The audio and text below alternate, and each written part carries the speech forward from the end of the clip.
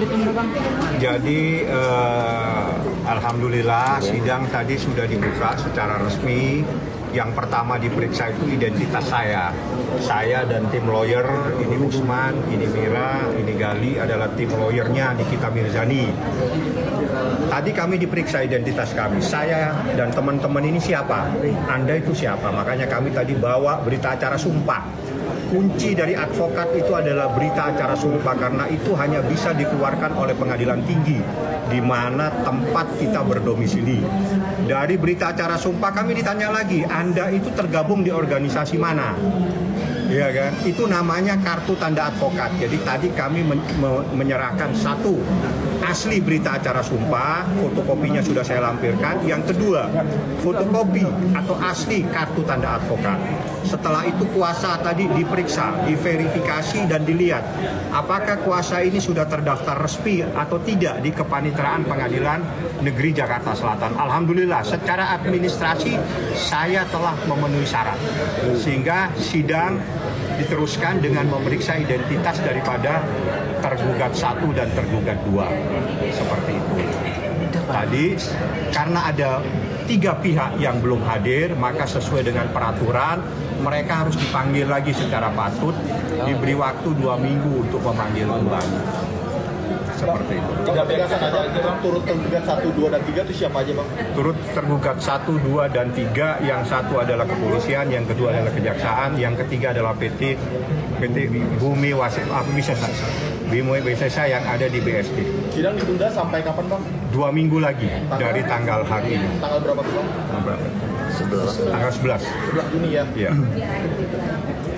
Jadi seperti itu, ya kita ikuti lagi prosesnya. Yang penting supaya teman-teman paham semua kenapa nih kita mengajukan gugatan ini kita meminta perlindungan kepada Yang Mulia Pengadilan, meminta perlindungan kepada Yang Mulia Kepolisian, meminta perlindungan kepada Yang Mulia Jaksa Agung. Ini loh, saya ada masalah seperti ini yang menurut saya ini bukan persoalan pidana. Ini menurut saya adalah persoalan adanya ingkar janji, adanya sebuah kesepakatan secara lisan dan seterusnya. Itulah yang saat ini kita uji dan kita meminta perlindungan. Sekali lagi ini kita meminta perlindungan kepada kepolisian dan meminta perlindungan kepada Jaksa Agung supaya bisa memberikan perlindungan secara hukum kepada Nikita Mirzani, seperti itu. Iya, pengen nyanyi, iya, enak. Sekarang apa? Udah jadi lagi nyanyi. Emosi semua. Tibes di Loli, oh sweet, thank you. Ayo di tap-tap sampai 200.000. 200 ya. Emang 200.000, tadi 100.000 cepet banget. Emang mereka gituin loh? Nggak di power of netizen apa sih yang nggak bisa? Memang.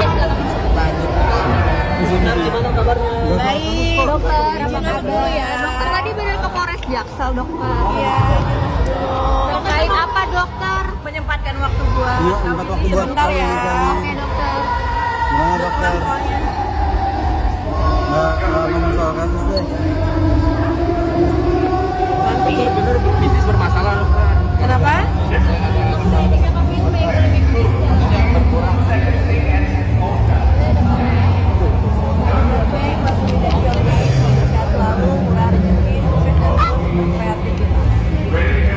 Selalu pokoknya. Dokter Mufid. Iya.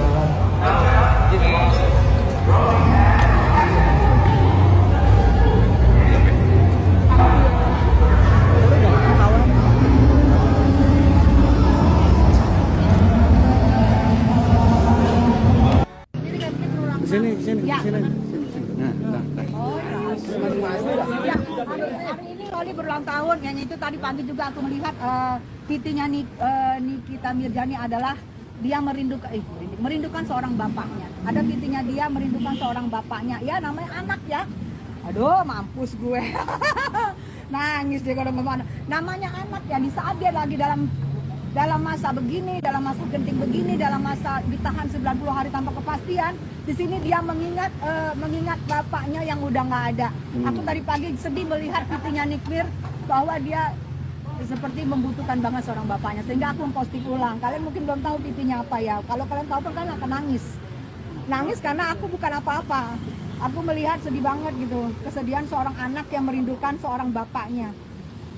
dia aku ada mau posting ulang nih di sini Nick Mir mengatakan, "Papa, ombaknya terlalu besar." Ini mungkin mikir kali udah pusing ya, mau teriak kemana gue gitu. Jadi dia bilang, "Papa, ombaknya terlalu besar." Itu yang menurut gue adalah tadi pagi gue baca ini sampai gue posting ulang, itu adalah bentuk walaupun dia tegar, walaupun dia seorang wanita major, tapi tetap dia akhirnya lemah juga. Di hari ini anaknya juga berulang tahun, dia nggak bisa bersama anaknya. Di hari ini juga dia butuh seorang bapak yang sudah nggak ada di sampingnya. Dan dia adalah, kita tahu, dia juga tidak mempunyai seorang kakak. Ya sekuat-kuatnya Nick Mir, akhirnya Nick Mir hari ini apa juga ya, lemah gitu ya. Say, udah ya Say. Di sini buat berkaca-kaca sampai merah matanya. Enggak, karena ada dia bilang, apa tuh dia bilang? Ombak ini terlalu besar, Pak. Itu menurut gue jeritan hati seorang anak yang karena biasa anak perempuan di saat dia lagi jatuh pasti bapak, dia butuh seorang bapak di sampingnya. Itu setegar-tegarnya seorang Nick Mir. Saat ini dia lagi melo banget. Mungkin mengingat juga anaknya lagi ulang tahun. Itu aja Say. Pada saya datang ke sini apa sih Nick Mir? Karena aku 6 tahun berantem sama Nick Mir. Aku 6 tahun berantem sama Nick Mir. Sebelum Nick Mir masuk, aku nggak ngerti. 2 bulan sebelum Nick Mir masuk, Nick Mir selalu memposting ulang juga apa yang aku posting. Aku ke Miami, Nick Mir juga memstorikan bahwa dia berterima kasih sama aku. Dan Saipul Jamil mendatangi Nick Mir. Nick Mir membisikkan sama Saipul Jamil, Kak Tessa Mariska mana, sampaikan sama Kak Tessa Mariska, saya berterima kasih atas dukungannya. Itu menurut aku seorang musuh bebuyutan 6 tahun, akhirnya dia menyatakan bahwa dia berterima kasih kepada aku. Itu aja aku udah senang saya. Nikita Mirzani tidak jadi keluar dari penjerong. Ya, padahal gue tuh sebenarnya ngikutin loh. Sedikit ngikutin beritanya dari Kak Niki. Gue tuh nggak ada pro, nggak ada kontra. Gue tuh nggak mau bela satu pihak, nggak. Tapi yang jelas gue suka sosok Kak Niki karena beliau sosok wanita tangguh yang seperti nyokap gue yang membesarkan anak-anaknya tanpa seorang pria di sampingnya atau tanpa seorang suami di sampingnya. Itu tuh gambaran seorang Kak Niki tuh kayak nyokap gue yang kuat, yang bertanggung jawab, yang selalu jadi perisai untuk anak-anaknya tuh. Makanya gue sangat-sangat suka sama ngefans. Makanya ketika beliau saat ini lagi tersandung masalah, gue kayak sedih banget liatnya. Dan gue tuh kayak pengen kayak mudah-mudahan dia nggak bersalah, dan gue harap sih emang dia nggak bersalah gitu kan. Dan powernya luar biasa. Dan tapi dia nggak jadi keluar. Kemarin tuh gue tuh pengen ngikutin, ada salah satu konten kreator TikTok tuh yang suka suka komen-komen atau suka kasih info tentang artis seleb gitu kan. Nah gue lihat info dia tuh katanya nggak jadi keluar. Ya padahal sedih banget, padahal udah kayak apalagi nih yang akan beliau bikin, apalagi pembalasan yang akan beliau kasih, karena banyak banget kejutan-kejutan yang suka beliau berikan. Dan ini gue mikirnya gini nih, kalau sampai dia keluar, lawannya bukan main nih, ketar-ketir nih. Jadi lo semua yang melawan sama dia tuh kayak, waduh ini udah mau keluar nih singa betinanya nih, udah mau keluar. Makanya dibikin kayaknya ditahan.